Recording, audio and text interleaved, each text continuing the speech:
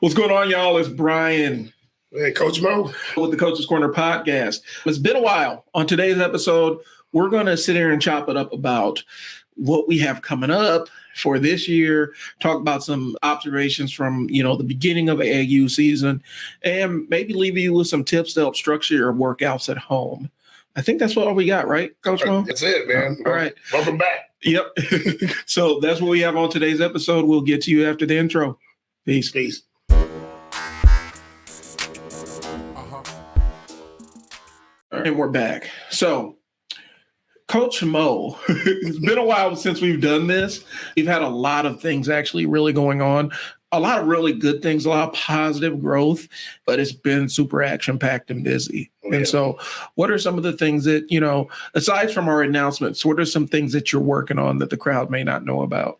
Wow. Behind scenes, our basketball academy has really grown, and we will speak out of more of why that's happening and more of that service.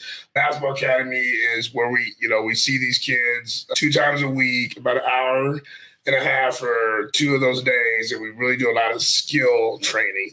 Why I think that's grown is I think the reality starts setting in for kids when they start trying out for teams that are outside of select teams. Right. We're talking about school teams, and they try out for these teams, and they have layup drills, they have mid-range, they do rebounding, so they do all the basics.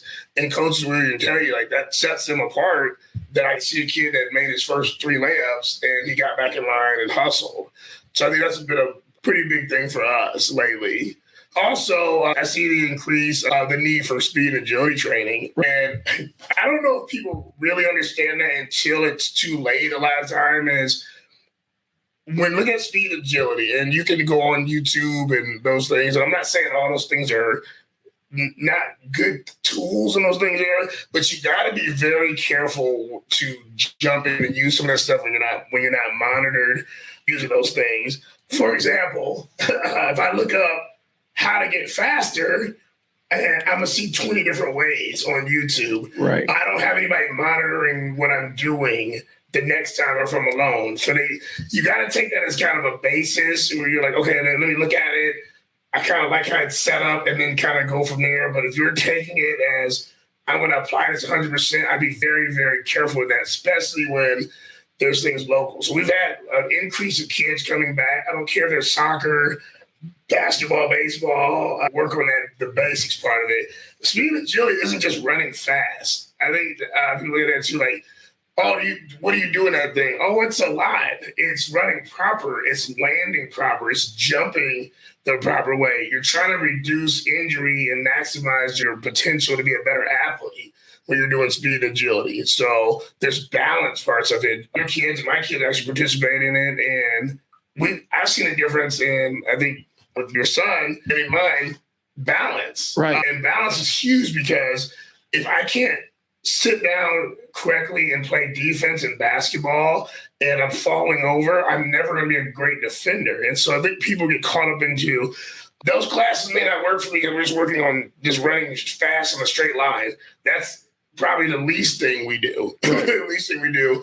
It's all that. So we're getting a lot of kids from different areas that really want to invest in that. And honestly, I have some of my Division I college guys back here. We're going 3-4 days a week. They just called me last week because even at that level, they said, we're not even taught that. We don't have a person that's teaching us that stuff. Right. And that's a Division I coming from Division I players. So why wouldn't it work for your 3rd grader? Right. Well, and I think the thing is, I always call it the disinformation unit. There's a disinformation unit out there on social media. And a lot of times it's people putting out stuff that sounds good. Yeah. Sounds good to them. But they don't really have any deliberate experience training or teaching anybody it. They don't have any hands-on application of it. We're not saying that you have to be, a complete athlete yourself, because sometimes even athletes still don't understand nuances of it unless they have some kind of specialized training. So there's a disinformation unit full of people that want your views. They want you to look at their stuff, but it's not vetted. So I've seen people, specifically at the gym have absolutely no business doing box jumps. Like, Right. and it doesn't even align with what their goals are. Are you actually trying to jump higher? Because these are things, the explosive kind of movements and stuff. There are other things in the gym that you can get that explosive kind of stuff from. And you doing unsupervised box jumps is a quick ticket to injury if you don't have a professional helping you out. I've seen adults in the gym get hurt. Yeah. Like doing stuff like that. I'm 44. Right. Too, and like my body's different from 34. Right. And so there's things I'm not going to do. And there's things I don't want a seventh grader doing over at third grade. Like there's certain things that we gradually have to build up to certain things. And then, age does kick in, and we're not saying that you can't do certain things, but some things don't make a whole lot of sense, Here's the breakdown, so I don't get myself in too much trouble.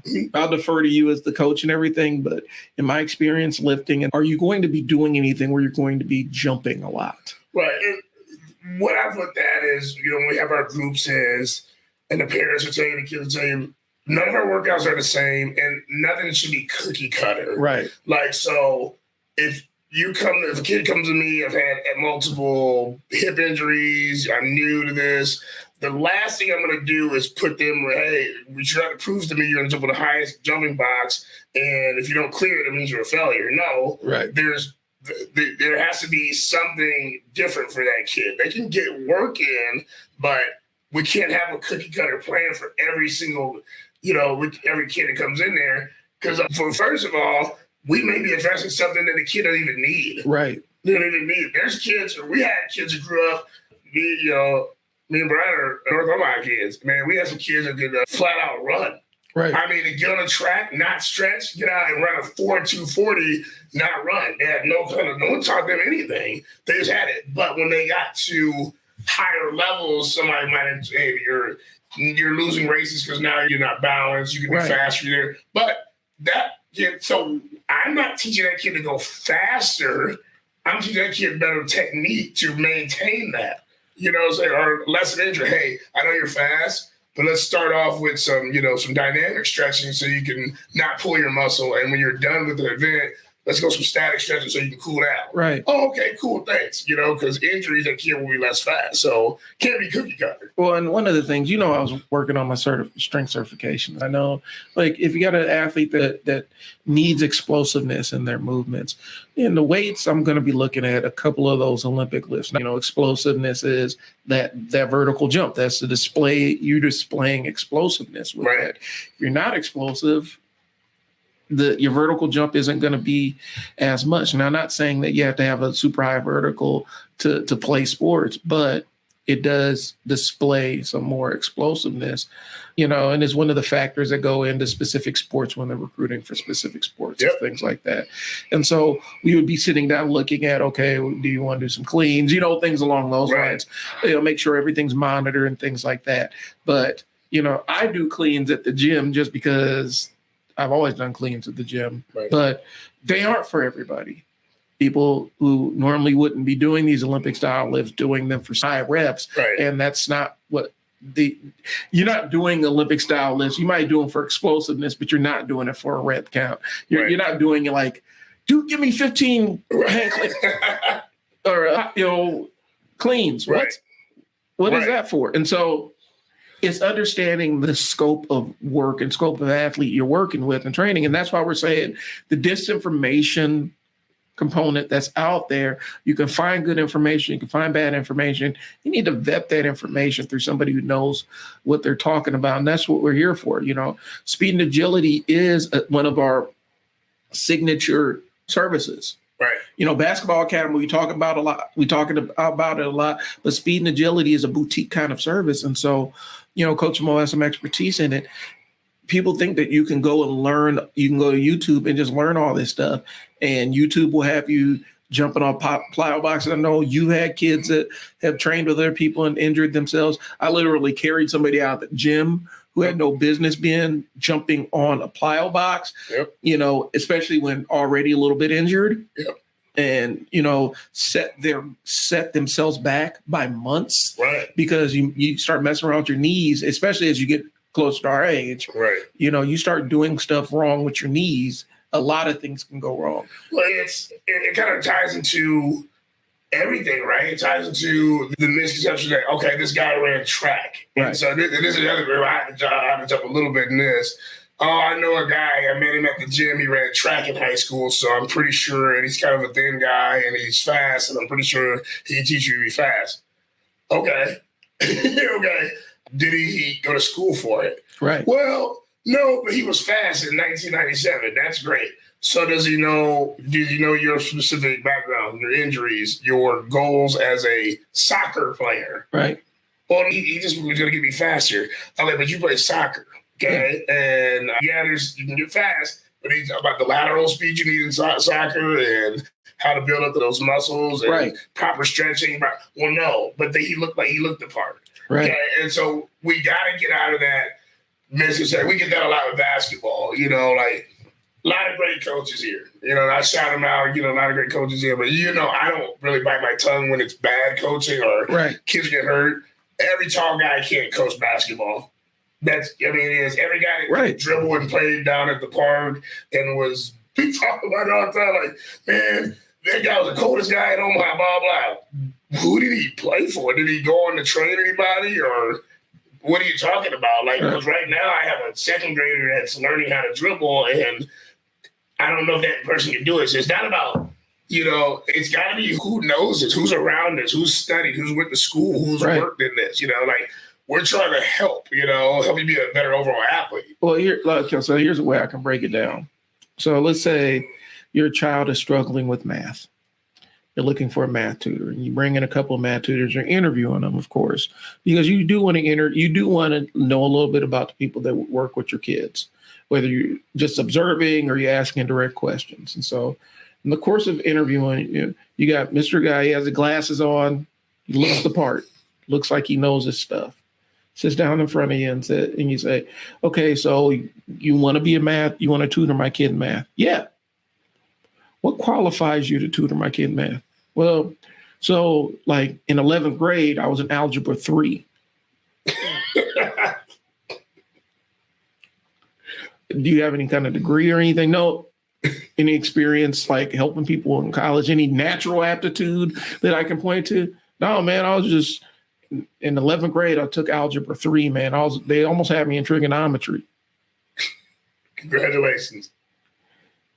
So when do I start? Right. I guess it's the concept of you have familiarity with it, and you probably could teach them a few things that they didn't know about it. Right. But are you the person that's going to tutor them to get into, the advanced classes and all that other stuff? No, you're not, because your level of expertise is limited by how far you went. You didn't pursue it anymore. Now, if you said, I was in advanced math all my life, all the way up, and then I went to college for it, and X, Y, and Z happened. I didn't finish out college, but I made the side income tutoring math students because I had that. Okay, there's a story behind it. There's some advanced knowledge, but yeah, man, I took algebra in high school. Well, a lot of the parents have done that. Right. That's their level of knowledge too. And so you're in that mode where you're literally competing, and you're like, well, you don't really have much advanced knowledge outside. You're not that far ahead of where my kid is. Right. And there's a lot of trainers and stuff. And we're not just talking about physical trainers. I do marketing for small businesses. Mm-hmm. There's a lot of people out there, whether it's about entrepreneurship or marketing, that do not have the foggiest idea what they're talking about, what things they're recommending, strategies and all that other stuff. They have no concept of it because they've never done it before. And so they really don't know.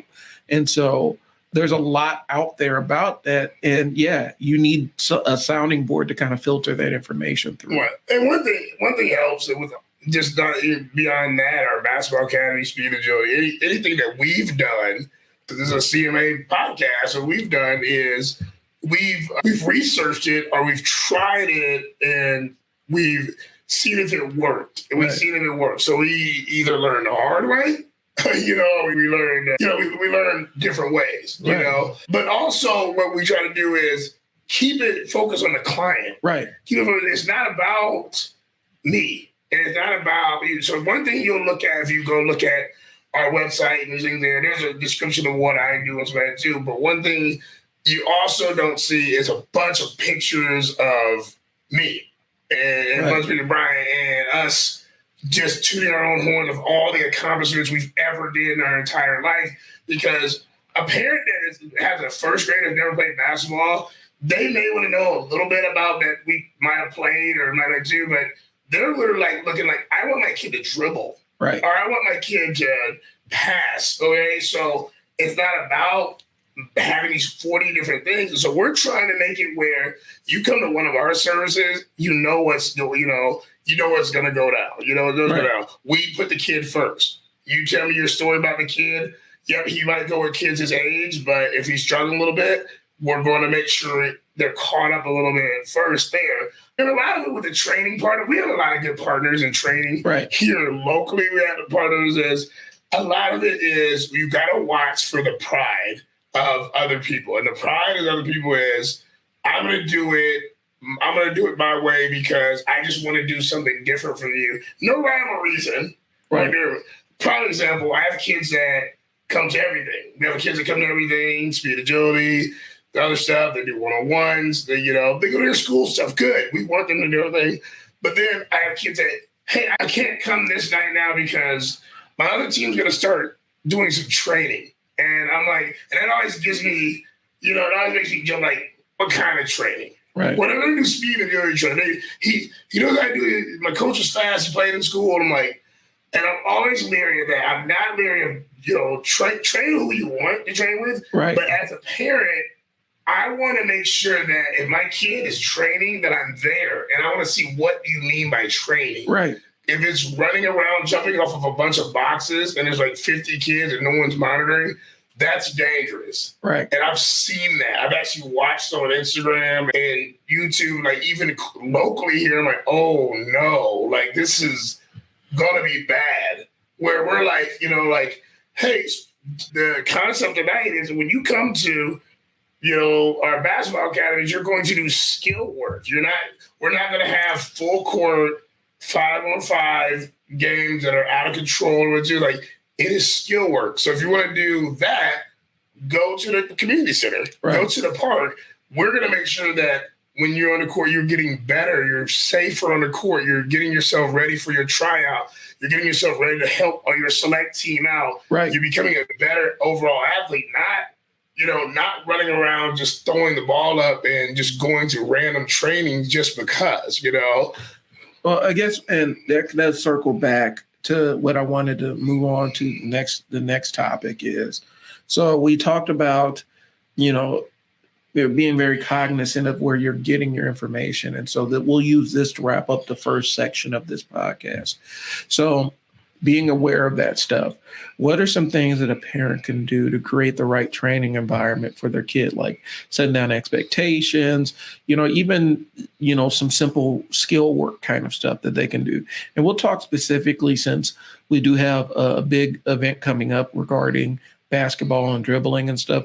Let's talk about specifically for dribbling, but you can apply this to pretty much any kind of training that you're going to do at home and monitor and supervise. So what are some things a parent can do to set the right environment? Okay, some of the things is we talked about this years ago. So we're 8 years in, like, congratulations. 8 years in. 8 years in. We talk to your kid, like, what is your kid's goals? Like, we can have okay, so I played sports, and I think every kid, we all watch, your team has won a couple NBA championships. Mine won way back in the 70s. I don't know, whatever.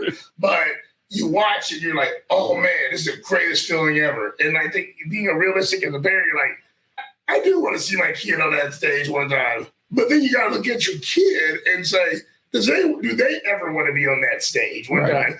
Maybe for them, this is a social thing. And they just want to be just good enough to make the 7th grade team and be with their friends. So you're not going to convince that kid, all right, now we're going to have 4 more extra days of training and we're going to have, some weights and all. They're going to be like, I didn't sign up for this. Right. And I don't want to do this. Now, you have to talk to them. So setting that kid up is like, you know what? We'll do some basic drills at home. We'll do some dribbling stuff.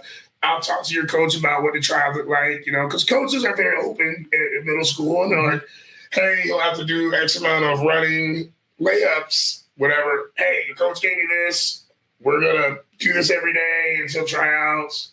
You made the team. You did great, But then it's the other part of it is not allowing your kid, if you have a kid that has the potential and says, I do want to go to that level, it's not giving them a pass. Giving them a pass. Don't give them a pass. If they really want to get that extra work and they're kind of sitting around the house, don't give them a pass. If you don't know what you're doing as a trainer, I'm not saying everybody, I'm the best trainer in the world. I'm one of them, but I'm not the best trainer in the world. But I'm saying park down the street, kid has a basketball. What you can do is start them off by going to the park and letting them shoot. And you can watch them rebound for them, pass the ball for them. That's basic stuff right there too. And do it multiple days a week. You don't have to be a trainer for that. To get the ball and throw it to their hand. And I think a lot of parents make it way too difficult. Like, well, I couldn't drive him out to this place that's an hour away and get him on a shooting machine. I'm like, he's in fourth grade. I don't know what a shooting machine's going to do in fourth grade because they aren't even strong enough to shoot threes a lot of times. And if they are, it's not a pretty three. It's not a pretty three. They're twisting their body. There's chances for injury. The form is bad. Why have them on a shooting machine shooting threes at fourth grade? Have them outside just shooting at a rim, And a lot of it, this popped in my head. A lot of times we hear these old school Superman stories from old pros, that some anecdotal thing that they said in an interview in 1987. You're like, hey man, Pistol Pete's dad. Listen, you're not Pistol Pete. You're not his dad. He put the kids in the car and had them dribble with their left hand and their right hand. Well, okay, that works because Pistol Pete already had a handle. Yes. And that added to the handle that he already had. You're trying to do this with a third grader. You got to be realistic here, y'all. Right. And so, have realistic expectations of what your kid is going to be able to do.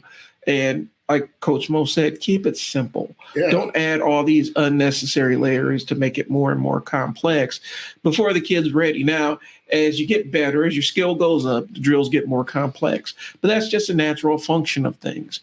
You still have to have a mastery of the basics. So, you have your basic foundation of knowledge. As you learn more, it gets more complex, but you still have your basic foundation of knowledge. Right. You're trying to do all these specialized drills that you don't heard some NBA guy or something lie about in the podcast or lie about in the interview. No, man, he used to grab the top of the backboard. Oh God, boy. He was 5'2", but he used to jump up and grab the top of the backboard. You're lying, right? Bro. That is a bald-faced lie. And so, well, you just said, and that's a great point. Like, you're setting up a kid for these unrealistic things, and it's like you can't do that in fourth grade. Yeah. And I'm pretty sure that person didn't do that in fourth grade, And I've had kids, I have kids that went to other teams. I'm never in my feelings about if you got to go. It's like a bad marriage, right? Like if they don't come home for 3 days, they probably don't like you. And it's probably over, right? So, I got to go to the other team. Sweet. All I ask is it a good fit for you and all this? Right. Well, no, the guy said go there and we get colorful shoes and there's specialized training. Sweet. Have fun. Right. Have fun. I'll never be that person. But what end up happening, those kids end up coming back, or the parents end up coming back like, I didn't know what I was getting into. And I'm like, you didn't know what you were getting into because there wasn't a clear instruction on what you wanted for that kid. And the coach didn't.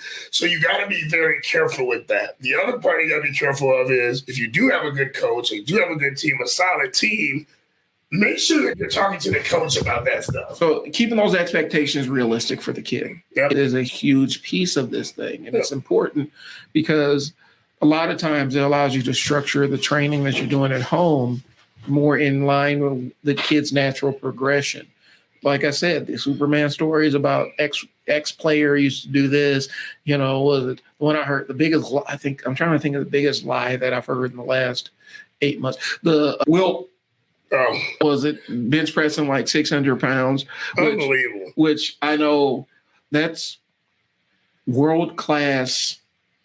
That's strongman, world class. You're in a suit and wraps with the weird lift where you're arched and you don't really have much of a range of motion, and the lift goes like right, and then that's back up. That's that level of strength, Right. And to say that, a guy with that's structured with super long arms, it's harder for taller people to really get into those super high bench presses. Right. That's the biggest lie I've ever heard. And if you're building your training upon that lie, you're going to hurt your kid. So I'm being realistic about it. When we're talking about tailoring the work you do at home, if you don't have a huge I don't have a huge basketball coaching background and everything. I know what I know. I know a lot from talking to Mo on a daily basis and marketing a basketball academy. But I'm still going to keep it simple. Kid take a shot, rebound it, pass it back to him. Yep. That's the extent of it. Yep. And so it's keeping it realistic when you're training at home. Well, the realest thing that you could ever see is go to a high-level AAU tournament. A high level, not a low level. Right? Right. You guys know exactly what I'm talking about. If your kid's going out there and he scores 60 points on a team, you're not playing the highest level. No matter how good that kid is, something's wrong with that. And he does it consistently, you're probably not in the top division. So I've been traveling the last 3 weeks for AAU. This is a great point for AAU basketball. And my son plays for Nebraska Hoops Elite. And so shout out to Greg and Coach Chris and all of them down there. So we play at the highest, we're in the highest level. We're playing high level basketball.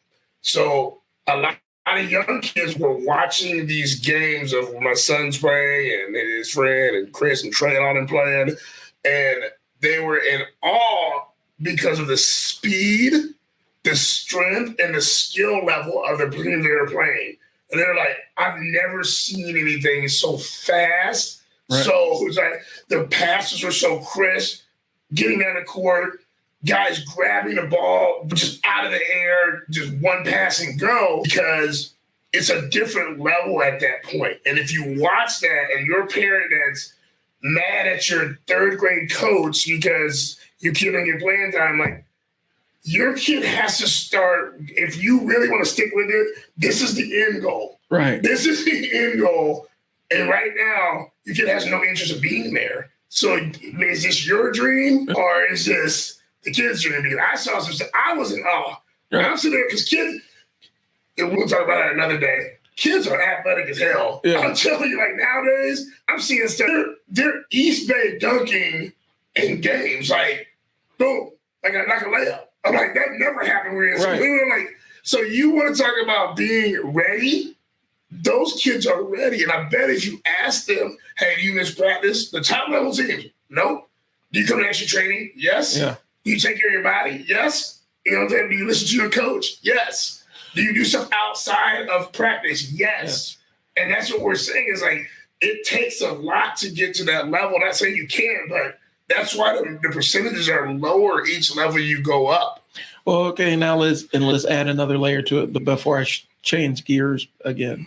So let's take that level that you're talking about, and now let's put them in Drew League, in the Drew League. Yep. And those kids are going to be like, right, that's another level up. Yeah, that's another level up. And so, we're talking about different levels and tiers to this kind of thing. And so, and it's being realistic about where your kid is and what their work ethic is. Now, speaking of the kid's work ethic, what do you do with the kid? And my son's in this category a little bit. They say they want to do it. Their actions don't always tell it.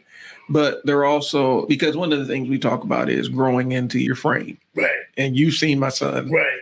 He's tall for his age. Right. But we also have a lot of kids that are in that mode where they say they want to do it. The motivation isn't always there. Right. As a parent, what do you do?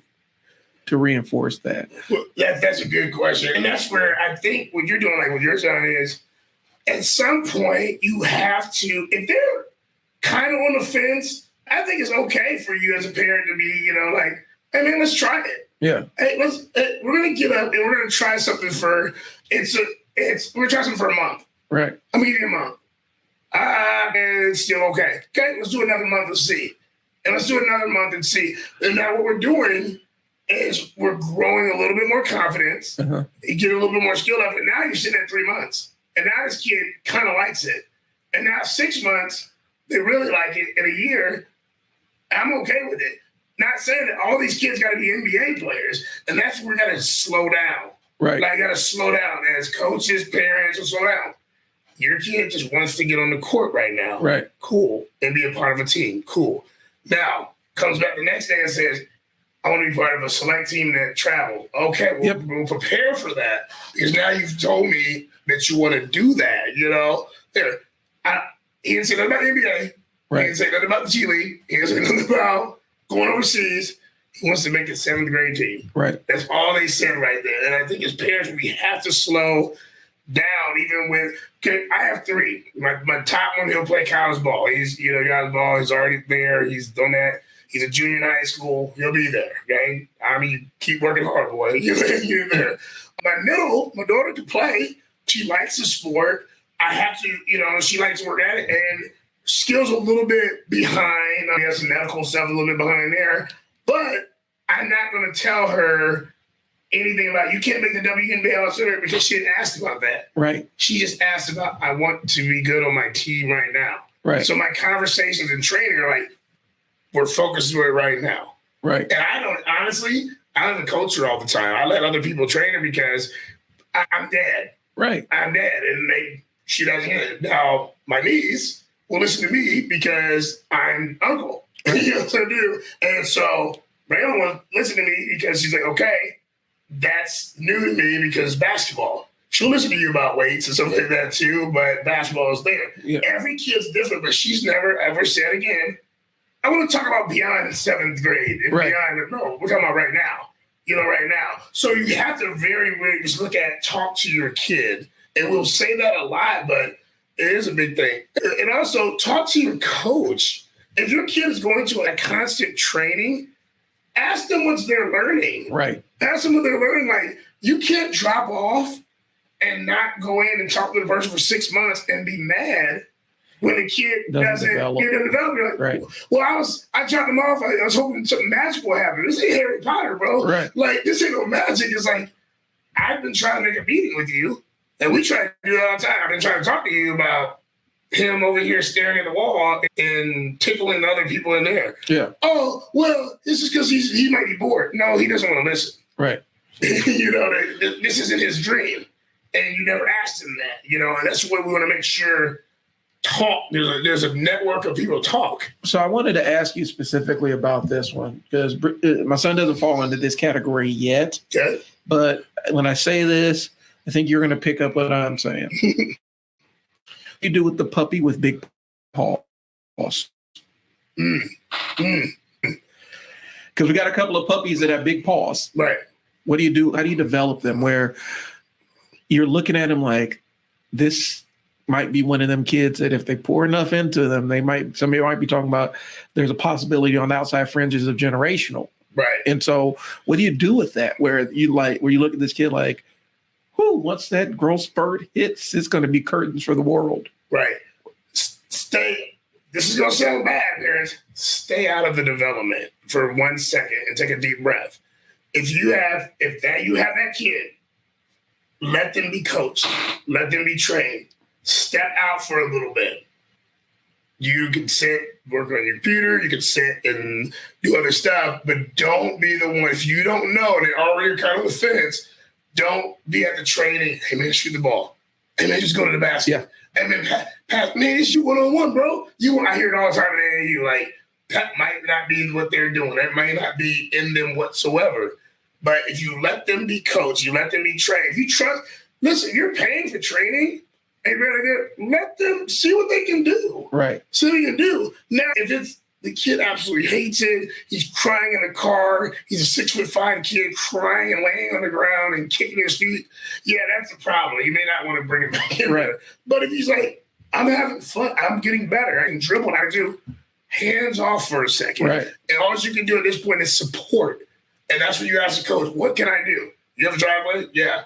Have him dribble with his left hand 30 minutes a day. Right. Well, why the left hand? Because he's only really wanting to go to his right hand. So the first week, go 30 minutes right. That's all I need you to do. That's supporting. And that's the thing. We talk about 6'5". So the kid hits a growth spurt where they grow 5 inches in a couple of months. Right. Well, what happens is a kid still has to learn how to control those extra 5 inches of height growing. And so there's element of it where they're going through an awkward kind of not really understanding limb control and body control in space because they were used to being at one height. Now they're all of a sudden a different height. And so it is understanding and, really keeping it simple and focused on the things and bringing in an expert from the outside. Yeah, it's gonna be okay. It's gonna be okay.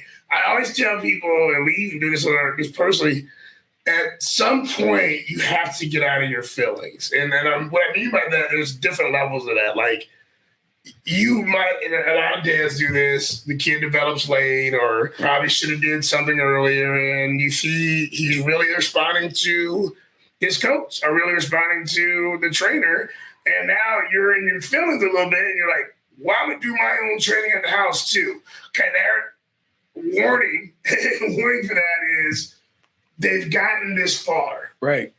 How about you talk to the trainer and make sure that's okay? Like, I love when parents help, but also very thrown back when a kid comes back and a shot changed, or he's doing something I didn't teach him.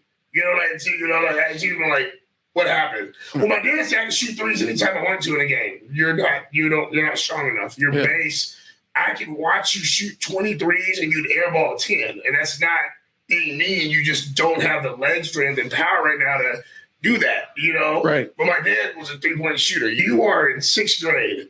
You're developing. So you got to kind of get out of your feelings for a second. And also realize not everybody's out to get your player. I've had this conversation more than anything. Speaking of that, more than anything, why is my kid on this level team? Okay.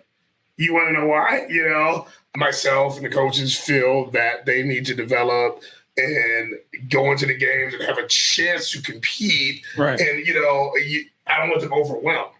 Well, he's the tallest kid. And at the YMCA, he scored 20 points and blah, blah, blah, blah. No knock on the YMCA. We're playing select basketball. Yeah. None of these kids, they're past that, okay? And you can trap, you can press, you can take the ball out of your hand. It's a completely different game. So that is great what he did. I'm so proud of him. I'm going to give him but that was 2 years ago. Right. And now he's our tallest kid. He's one of our strongest kids. But I do, and if I can teach him a jump hook, if I can teach him to rip through and go to the basket, and now he's throwing 4 to 6 points even before, we're going to do that. And it's not about that. And get out of the coach's email and their text messages and their messenger about playing time when they are getting it or they're developing into getting more. Right. Get out of their email. It's okay. You got to get out of your feelings. Like, and if you can't, my whole thing is like, I'm always looking for coaches. Right. So if you got something that we don't know or you see someone who know, sweet, come on up and help us coach. Well, the thing is, like, all right, so they're 6'5" or whatnot. By all means, go out to a major city. You can go to Hollywood Fitness. You can go out to Lifetime Fitness. You might, if they have an NBA game and NBA team in town, you might find some of those players playing a pickup. Take him down there, right, and see if he gets picked up. You don't want to take. Here's the thing: if you've been trained to swim in 3 feet and master 3 feet, are you going to go to 4 feet?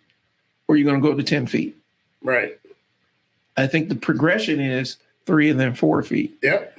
Now our kids can jump in and make that leap. Right. Like, make that leap, right? It doesn't happen that way. We got a couple of girls that can play up. Yep. And they do play up, 4th, 5th grade, playing on our middle school girls team. Yep. The decision was made that these girls can actually play at that level. Yep. If they can't play at that level, There's no way we're going to take a fourth grader and throw her on a court with a bunch of eighth graders. It just doesn't. It's counterproductive, and it can break somebody's confidence and spirit. And so, just because the kid is tall, he or she, or just because they can dominate at the Y League, doesn't mean that invariably we're going to take them and drop them into the deep water. Right. Sometimes we have kids, we're like, they're on the fringes. Right. Let's test them out. So the way we have it broken down is orange is kind of our developmental teams. Black are still developmental, but they're a higher level developmental squad. And the team we're going to announce is going to be the game changer. So stay tuned for that. And then we're going to take a pause for the cause after this because we've been going for a while. Right. But we may take a kid on the orange team and try them out on the black team and see what they do. Right. It's not water that's completely over their head yet. It's where they can put their toes on the floor and still have their head above water. Right. But we're going to see where they're at. And if they respond well to it, then they can probably stay up there. If they don't, we got some more work to do. But we're not going to take, I just joined the orange team and throw them on the black team just because they're tall. Right. Because that can be completely counterproductive.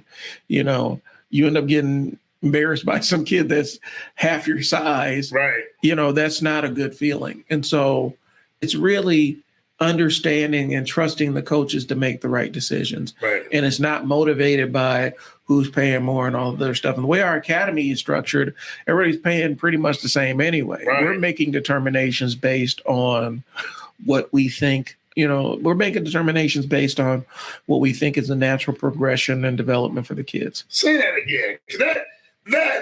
That's magic right there, man. That's magic right there. Like, we're not, like, we don't take it personal, and we don't have, every coach has, let me bring it back. Every coach has their favorite players. Yeah. And it's not because they're related to them or it should be. If that kid works hard, that kid comes to do everything, they're coachable, they're doing everything too.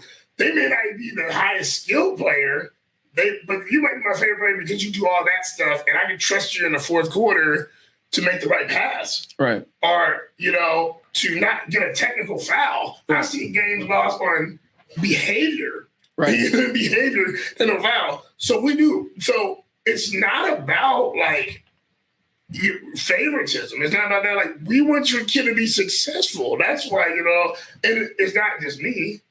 It's you make decisions, it's the other coaches, and it's like, now, do you think your kid can handle a press break? We've never seen one. So you want to be on this team where every game that you handle press breaks, and you want me to throw them in there today. Right. I said, you want to talk about a kid that's going to walk out and quit today? Do that. Do that. We don't do that. And you get a lot of old heads. We used to just walk in, again, lying. Yeah. We used to walk in the park, and we used to throw everybody in there, and I was 5'1" point guard. I came out the first time, went down to Benson Park and scored 50 points with my left hand, and it was in the rain. It was great. Like, nobody was there, and you're lying. We've had kids out of their depth quit in the middle of games, like literally quit, like take jersey off and done, because it's not fun for them to get out there and have it. We've actually gone to tournament officials and complained because they put one of our girls' teams, very first game together. They put them in a bracket that they had no business being in after we told them exact level that the girls need to be in, and it was brutal. That first game. They were playing a team that they had absolutely no business playing whatsoever. And it wasn't fun for them. Girls were crying like they were mad.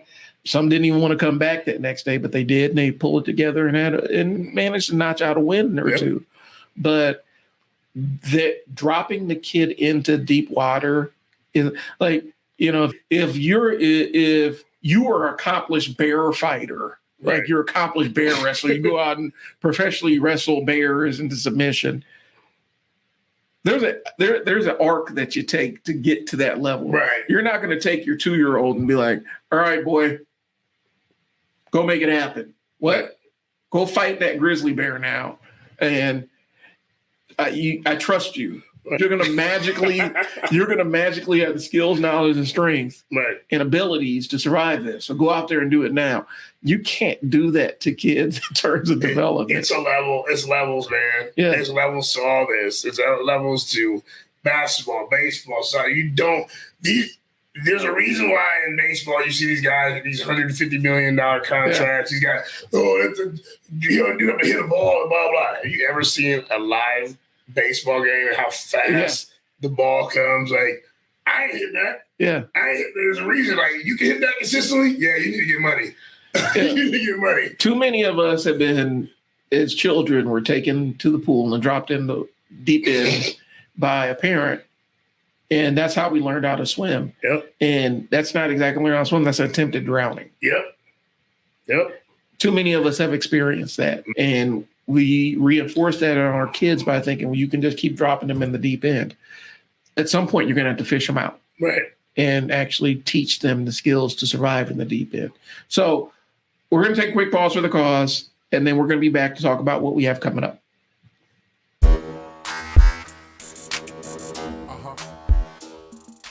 And we're back. So we haven't done this in a while, so we had a lot of information in the first segment. Second segment, we're going to keep it moving. So what we have coming up for Coach Mo's Basketball Academy, I'll list it, and then we'll go into explanations of it. First things first, on June 22nd, we have our next basketball or dribbling camp.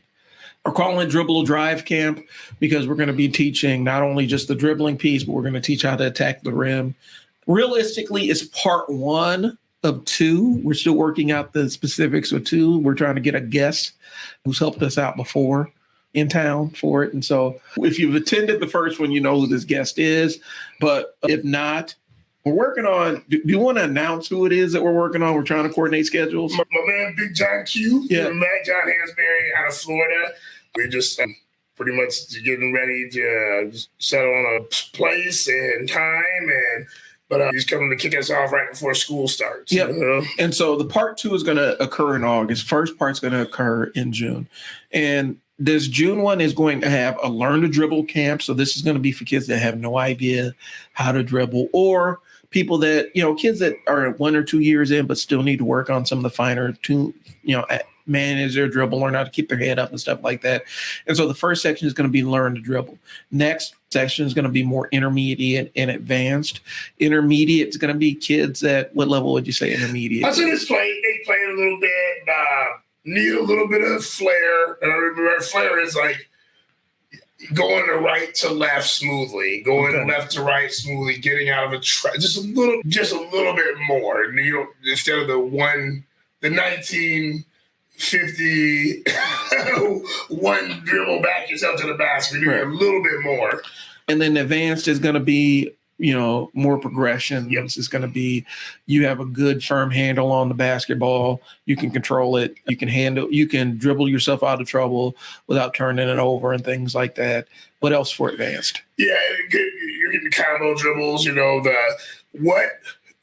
you're dribbling more than once or twice, it's leading into the next move, not like standing here dribbling for 80 dribbles. It's 1, 2, 3, and what's the next move? Right. Score. 1, 2, 3, drive. What's the next move? Pass. It's the next level. How do I level up? How do I look good in front of my coach next year? My middle school coach who is going to pick 10 boys for this team, 10 girls for this team, and there's 70 people in the gym. How do I separate myself? Well, and then you want the dribble that makes the crowd go, ooh, that's kind of where we're at with the advanced level. So if that's what you're trying to build on, that's what we're working on. So those are the levels that we're going to be dealing with in Camp 1. Like I said, it's going to be teaching how to dribble and attack, dribble and pass, and things along those lines. And so how to put things together. We think it's a fantastic value. June 22nd is what we got. It's already out on social media if you want to sign up for it. Probably be taking this segment specifically and, making it kind of an explainer, breaking it off and making that its own standalone video to talk about it. But you get $150 credit to our small group training that we're putting together. Small group training is really just our basketball academy, but it's with one coach and a few players. Sure. And so it's a lot more individualized attention. It's higher skills ceiling. It's basketball academy that's made to make you level up quickly. So it's going to be a lot of individual attention and things like that. And so it's a service that we're looking forward to rolling out. You get $150 credit off the first month. And so, we'll be sending out details of what it looks like to sign up for that after we get the camp rolling. But Dribble Drive Camp, we're excited about it. It's going to be a two-parter. So everything we work on in the first part, we're going to be following up in the second part. And if you've seen the footage of what the camp we had in 2022 was like with John, Right. you're getting a sense of the kind of skills that he's bringing to the table and what his expectation is for that advanced group. So, get in, learn a couple of things here so that you have something to take to part two. And our back to school camp is going to be amazing. We're working out the dates and we're getting all that stuff set up, but I can't stress enough, sign up for this camp. We're going to be limited spacing, limited spaces available. So hop on the portal. I'll leave the link in the show notes, but if you see it on social media, you need to sign up for it. 2, I think we said enough about Dribble Drive Camp. Is there any more? Yeah. Right. Sign up. I know a lot of people will get there and they'll, the day of, and let's show up. No, you have to sign up. We're not taking cash at the door. There's no cash at the door. It's a great camp. We're proving ourselves. Yeah. It's going to be great. Yeah, it's not it's not try it out. We've done these plenty of times, and lots of kids learn to dribble from us. And here's the other part. This is the last part. You're going to take stuff that you can actually do at home. Yep. We're going to give you drills and things that you can actually do at home in the driveway or at home with racket balls. We've talked about the racket ball thing, or tennis balls. There are going to be things that you can work on at home to level up and work on your dribble. So we're going to try to leave you with drills that you can actually leave with. Okay. So sign up today. Don't hesitate. It's going to run out of space, and I know it is. Yep. So next one is we want to make it a big announcement for our new team. We're putting together how you titling it, Coach? How you naming it? We're going to put together an elite middle school team, and it's going to be 7th graders going into 8th. They're 7th now, and they're going into 8th. That's going to be our first team, and that team is going to get a lot. And the reason we use elite with that team is they're going to be elite after everything we put them through. These are the players that I love basketball. I've been playing it for a long time. I play at high levels. I love the bright lights. I love the work. I love coming to practice. I want to get better. So they're going to be multiple days of speed agility, multiple days. They have to attend our academy. There's no ifs, ands, or buts. They have to do the academy to do skill work. They're going to have their own practice. They're going to do strength training. We'll talk about nutrition. We're making sure these kids are just good citizens, good around school. They are ready. This is going to look, they're going to be walking into high school next year. After doing that next year, walking into these schools, and they're going to stand out immediately. And because they are doing what it takes to get to that next level now. And it's fundamentally different because normally our travel teams are summer teams. Yep. And so we travel in the summer. And that's when a lot of our U teams. If you know how we normally structure it, we have our traveling teams and our local teams. Yep. And that normally breaks down to black and orange. This is our year-round traveling team. This is the team that goes out actively and seeks to smoke year-round. Yep. And so we're going to be in all the big tournaments or whatnot. So we'll play tournaments, and we're going to play league play. So that's tournaments and league play. Now, I'll make this very clear. We're your main team. If you're going to be on this team, we're your main team. We are A-okay with school teams. Schools are done at 4 o'clock. I mean, this has nothing to do with what we do. Okay? What we do. So don't get, I can't play because I'm playing for my school. Well, you practice at 3 o'clock. That's nothing to do with us. Go play for your school. Everyone plays for their school. We got that. That's fine. If you have a feeder team, listen, a feeder team, and that's you. We will work with you. You got to know some schools do require that. I'm not going to be that coach who's like, no, you better not. But if it's not a required thing, you need to be at our practice and is there because we're going to level you up. You're playing from anything beyond that. You can talk to us about it, but we're not going to 3-14. It's not going to work. It's not going to work because we're not going to schedule around anything, especially when we're investing a lot of time and resources in these kids. Not fair for 9 kids to be doing one thing and the 10th kid gets to do whatever they want. It's got to be structured really well. So here's the breakdown of it, because I'm getting into the brass tacks of it for the first season. Yep. The way we have our academy structured is you could either pay weekly, $50 a week. It's not per session, it's per week. So you could either pay that, you could pay monthly, which is about $150 a month. Yep. You get a lot for the $150 a month because most development programs will charge you by the hour. Yep. We're charging you by the month. Yeah, if you show up to stuff, because look at that one person that's gonna like, what? And like, you show up, you'll have no questions. Yeah. You have no questions. On average, in the average month, we have how many academy sessions? What? Oh man, We're doing them twice a week now. So 8. So those are about 90 minutes a piece. So 8 times 90, it's like 170 minutes a week. Yep. Which is way more than an hour. And if we broke that down by hours, it's a pretty competitive thing. Not always going to stay there, but right now it's about $150. Yep. For the team option, we're talking about $250. Now, it gives you all the training and all the development, all the team fees and all that other stuff. And so if we bring you onto that elite team, that's what the price point is. All right. There's going to be a weekly option. Yeah. And it'll be a monthly option. Yeah. But that's what it is. That's what it is. And the reason why we're doing it, why we're saying it's a monthly option, it just makes it simple and it makes the investment simple. And it allows, us to assess on a month-to-month basis where a kid is at. Because we're expecting this to be a high commitment team. Yep. But we know things come up in life. And so we'd rather have the monthly thing where you assess on a month-to-month basis.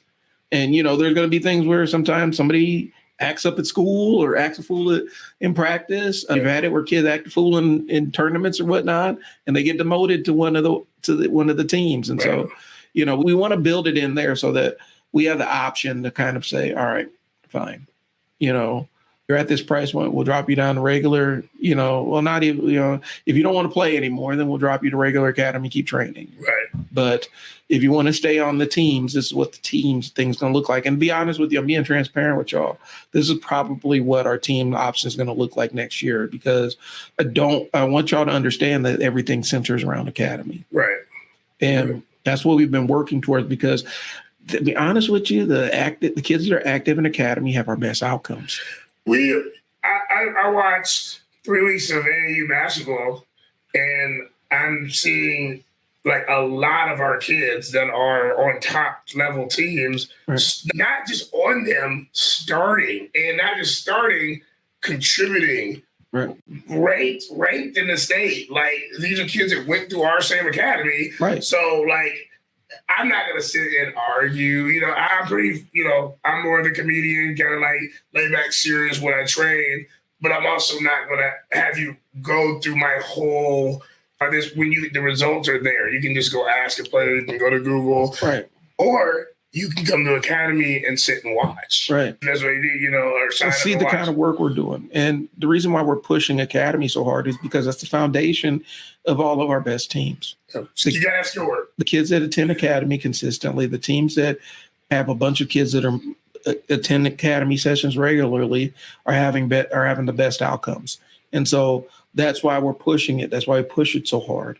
And so moving forward, all our teams go through academy. Yep. And this is just an extension of it. So when I'm saying all that to say this, the team option is just an extension of basketball academy, because it all is based on basketball academy. So you get your regular basketball academy, plus you get uniforms and practice times and coaches. It takes care of everything.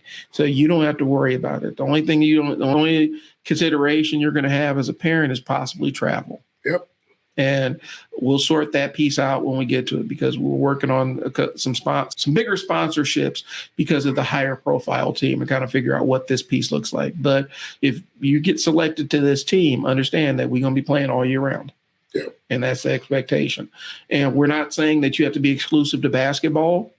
We're not saying that you have to be, you can only be one sport. But if you're on this team, because we push, and I'm about to contradict myself. Now, I'm getting coach's opinion on this because I'm making it up on the fly. If you're on this team, this is a commitment to you want to play basketball. Oh, yeah. If you're on the orange or black team, we have soccer players, football players, baseball players, and all other stuff. And these are the multi-sport athletes. Yeah. And basketball might be their favorite, but right now they're doing which we fully support. We support that. We fully support. We've had some of our best teams are comprised of mostly soccer players. Yep. And so, we don't have a problem with them. We want you to play multiple sports. But if you sign up for this team, we're kind of have an expectation like, okay, while you're with us, this has to be your basketball has to be your primary focus while you're with this specific team. Now, I'm not saying track season, you can't run track. Right. We'll tailor our schedule to accommodate that kind of stuff. But this is a commitment to, I want to play basketball at a high level. Right. You get what I'm saying? Yep. Does that make sense? Yep. Where we're not saying you have to be 100% all in, but it's still a commitment to want to play basketball. We have other teams that have a little bit more flexibility and variability where, you can play baseball and football and whatever, or wrestle and do the other things and still have this on your plate. We have enough kids there so that if somebody misses a tournament, we can say, oh, well, they have a softball tournament or baseball tournament here, and they're not able to, we'll just pull somebody from another team. This team is a real actual rock solid commitment, and we'll adjust it per season. So if we know we're going into football season, we play year round. Right. We're aware of that. Yeah, we're not going to have heavy games in October if we have football season. But we're still going to have games. No, yeah. In November, you got to know that we are going to have a heavy schedule. Yeah, when it's basketball season, we're going to play. But we're still going to travel year round. I hope we're not contradicting ourselves too much. I hope you're understanding what we're saying. If you have any questions about other sports or whatnot, and you get selected for this team, talk to coach. Yeah. That's what I'll say. Don't talk amongst yourselves or other parents. They're probably doing something different. Right. They're different, or they have a different situation. Talk to us directly. And let's be real. Let's be honest here. This is going to be a hyper-competitive team because we're going to take 10 with 2 reserves, right? Yeah. It's going to be 10 with 2 reserves. Yeah. The competition for this is going to be internal. It's going to be high. And we have you may run into a parent that will lead you astray because they see opportunity for their kid. Thank you for saying that. We're not doing this. We're not going to that training. We're not going to that camp. Meanwhile, they're on all the trainings and all the camps. Because for us, it's not a big deal. But for y'all, for the parents and stuff, there's a level of competition. We see us all as one big unit that works together. Right. But there's an internal competition and whatnot. So that's life, man.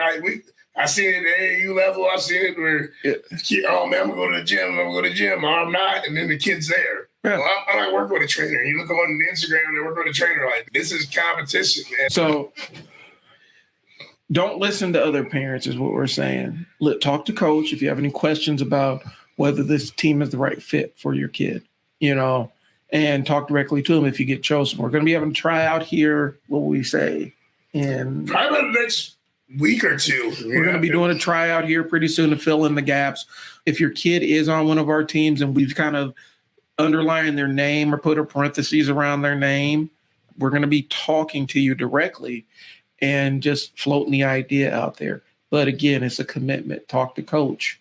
That's what the elite team is. And I'm be honest with you. Here's the thing. And this is something we discussed internally, but I'm going to let it out. This elite team is going to determine a lot of things. Their uniforms are going to be the CMA standard uniforms, except the elite team are going to have like a badge or something that that signifies they're on that team. They're going to determine what uniforms we're going to wear. They're going to be the blueprint for other high-level, year-round traveling teams. And so there's going to be a lot that goes into this. When we say a lot going into it, because this is the team. Now, for the young men that are going to be on this first elite team, this is not a license to be buttholes in practice. Matter of fact, the expectations of behavior for you are higher. When you're in an academy, the expectation is you're helping out kids that aren't as experienced as you. You are going to be called on to lead drills. You are going to be called on to actually step up and be actual leaders and supportive of things. Tickling each other and playing around and wrestling around and all other stuff. You're going to feel like the whole building just fell on top of you if you get called out for it. Yep. Because if you're on these teams, the expectation is that much higher for behavior, because we have to be able to take you out on the road as our ambassadors for our program. Right. And show the world what you've accomplished. Yep. So the profile's high. Don't get gassed up. Yep. Because the worst thing in the world is, all right, well, so that was a disaster. You cut up. Here's your regular jersey. Right. You still got to do all the practices and obligations of the elite team, but you're going to be playing with the black team for a while. Right. And we have we have the reserve that we had they're going to fill in for you. And you got to earn your way back on. It has to be that way. We're trying to get these kids ready for the next level. And I hope a parent or a guardian would appreciate what we're doing with this team and all of our teams, putting you in the right level to get yourself better. Like you can be a beginner and like Brian said, you can work your way up and pass any of these people. So it's like, we want it to be like that. There is no, you're stuck on this team. There's nothing you can do. Like, no, this is not a guarantee you will stay on that team if you stop working. Right. And your behavior has to align with it. Here's what I'm going to say. This is what I'm going to say. Imagine this as the varsity team. Yep. And we're going to simulate what it's like being on a varsity team at a high-level program. Not a varsity team where they ain't winning nothing. We're talking about a high-level varsity program where the coach has plenty of options and everybody who's on that team has earned their spot. Right. That's what this is going to be. So, for the players, if you make it, congratulations. Now it's time to work. Now it's time to get work and it's time to focus. So this is the incentive. If you want to learn what it's like to be a varsity player and feel like the entire varsity thing feels like, and your goal is to be on your varsity high school team, you're going to get a taste of that experience and the expectations that come along with it. Yeah, there's going to be outliers. We ain't going to have those outliers. We're not going to have them super talented, uber talented outliers who are absolute disaster and train wreck in every other aspect of their life in terms of managing themselves. It's not doing it. It's not going to happen. So this is what this team is. We're going to be launching it here. We're going to be reaching out. Spaces are super limited. If you get a call, that means that we see the behaviors and we see the skills in your kid to be on that squad. Yep. And this is going to be the first of a couple of other teams that we have at different age levels.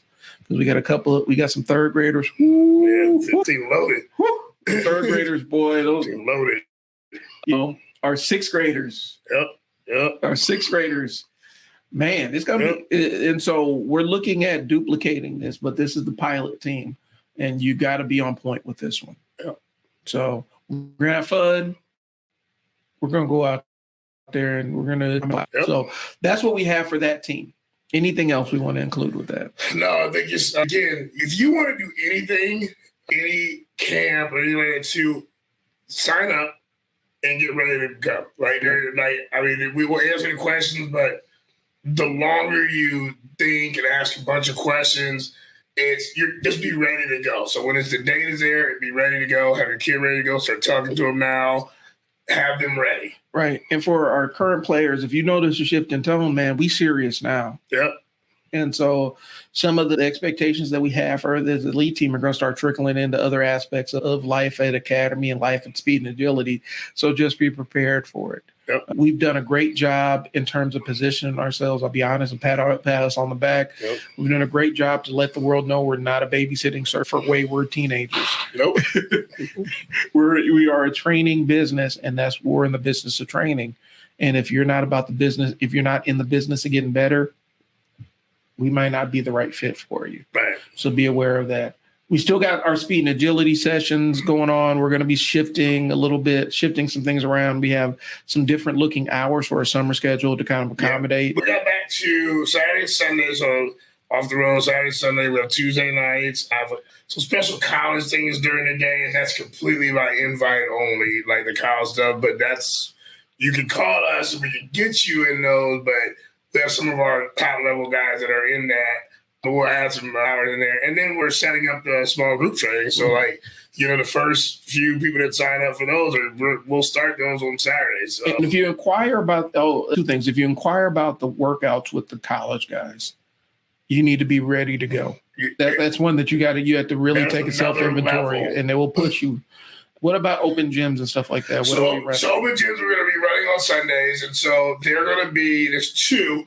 So open gym, we have a high school, college open gym. So that'll be for invite our CMA kids obviously can come to those. And we've actually had some inquiries from 7th and 8th graders that we've actually had come that can come to those as well. And I think they do one at 6 o'clock too. That Coach Joel will run that one. But if you want to try that, you're in 8th grade going to 9th, or you want to fill it, we've had about 4 or 5 kids come into those. So, and those will be at Bellevue East on Sundays at, I have 7. I think it was 7 to 9. I think, yeah. As much as we love giving back, but then we do a lot. And so I don't want anyone ever tell we don't do a lot. Yeah. It's a business, and we got to make sure that our coaches are paid. So our coaches are paid. Our rentals are, we pay for rentals. We do a lot of stuff. Our tournaments are paid. League fees are paid. So we have to charge. Included in your service. Including your service, yeah. As opposed to being a standalone service, because we're kind of at the threshold where we got to start considering making it a standalone service. So take advantage of it while it's still included in your service package. If you are a member of Academy or Speed and Agility, because it's going to switch up here moving forward here pretty soon, because it's got to be a standalone service at some point in time. Right. But it's an opportunity for you to get some run with some more experienced players. So that's what I got. I know this episode ran long, but we had a lot of information to unload on y'all. Again, Dribble Drive camp's coming up. Please sign up. We're going to run out of space pretty soon. And it's part 1 of 2. We're still putting together part 2. We're pushing hard to get JQ up in here. He's working hard. Yeah. He's props to him. He's moving his schedule around so that we can get back for a back to school session with him. But this part 1 is going to be laying the foundation for what you do in part 2. Yep. If you're learning how to dribble, please come out, because I think that's probably going to be our biggest group. Historically, it's been our biggest group. Yep. Bring the kids out so they can learn the basics of dribbling and basketball. Yep. We still got our basketball academy. If you're a parent working with us, or if you think you got a 7th grade that's ready to play at a high level, we're going to be announcing our tryouts. So please show up for that and sign up for services. All teams are making this announcement. You must be in services with us to remain on the team. Yep. You got to be in services with us. And in services with us means that you've taken care of your team fees, or you're on a monthly payment plan or a weekly payment plan. Whatever it is, you're on a payment plan with us. If you're not on a payment plan with us, you'll probably be hearing from your coach. Right. But let's make sure that's squared away. Yep. But the elite team is going to be a game changer. And then ongoing speed and agility sessions, like Coach said earlier, they're for all players of all sports. It's not specific to basketball. This is how to land. Yep. This is how to run. Right. This is how to reduce your injury while moving. This is what this training is. It's not a bunch of videos from YouTube where you're just jumping on the box, jumping off the box, jumping on the box, jumping off. These are actually structured workouts. And so if you want to participate and you want to get better in the off season and get better with your mobility, we can. Right. Coach is also, even Coach works with some older ladies at the retirement home to get them moving. Yeah. And they're consistent. They're consistent. So if that's a service you guys are interested in, somebody needs to send us something and let us know so that we can get that rolling. With the podcast, specifically for the program, we're going to get more consistent with recording this. We need sponsors. If you want an opportunity, because we got a good audience, to be honest with you. Yeah. If you want to get your business out here and have us talk about your business, we need to sit down and have a talk about what it looks like. And I made a post about that while we were doing it. I made a post about sending us a message. Send it now. Send us a message. Let us know. We're looking for sponsors. We're looking for team sponsors. We're looking for podcast sponsors. We got a couple in mind that we're going to be shouting out on the next episode. We'll be shouting out our list of sponsors on our page. Matter of fact, why don't I do that Let's now? do that now. Yep. So I'm pulling it up, Coach Mo. So the sponsors we have, and we're just giving a shout out off the top of the dome, right? First of all, big shout out to T's Auto and Truck Sales LLC. Yeah, turn up. I got 2 vehicles from them, and I'm talking about great deal. Great. Brian's a great guy, man.